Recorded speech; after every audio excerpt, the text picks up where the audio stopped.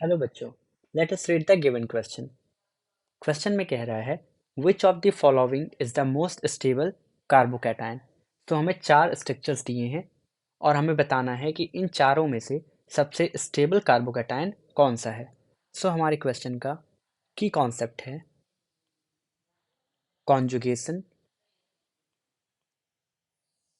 And resonance in ring. अब हम एक एक स्ट्रक्चर को एनालाइज करेंगे। हमारा पहला स्ट्रक्चर ये है, ऑक्सीजन यहाँ पे लगा हुआ है और रिंग के ऊपर कार्बन पे पॉजिटिव चार्ज है। देन बेस स्ट्रक्चर है, यहाँ पे भी ऑक्सीजन रिंग का ही पार्ट है और ऑक्सीजन के जस्ट बगल में पॉजिटिव चार्ज लगा हुआ है। थर्ड स्ट्रक्चर है हमारा, यहाँ पे भी ऑक्सीजन रिंग का पार्ट है और पॉजिटिव चार्ज ऑक्सीजन से दूर है।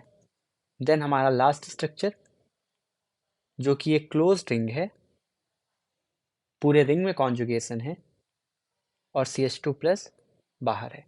अब हमें सबसे पहले देखना है कि किस स्ट्रक्चर में हमारा पॉजिटिव चार्ज कॉन्जुगेशन का पार्ट है, क्योंकि अगर किसी भी स्ट्रक्चर पे पॉजिटिव चार्ज या निगेटिव चार्ज होगा तो स्ट्रक्चर की स्टेबिलिटी डिक्रीज होती है। हम देखते हैं सबसे पहले स्ट्रक्चर में ऑक्सीजन पे लोन पेयर है, देन डबल बॉन्ड है, देन सिंगल बॉन्ड है। इस स्ट्रक्चर में positive charge is in conjugation. Second structure में ऑक्सीजन पे लोन पेयर है और देन पॉजिटिव चार्ज है, बट यहाँ पे एक्सटेंडेड कॉन्जुगेशन नहीं प्रेजेंट है जैसे कि स्ट्रक्चर ए में प्रेजेंट था। स्ट्रक्चर ए में पॉजिटिव चार्ज और लोन पेयर ज़्यादा लोकलाइज थे क्योंकि ज़्यादा एक्सटेंडेड रेजोनेंस था। In structure A there is extended resonance as well as positive charge in conjugation. Structure B में no extended resonance.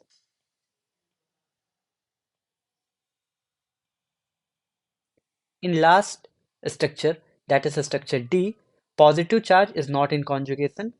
So positive charge not in conjugation.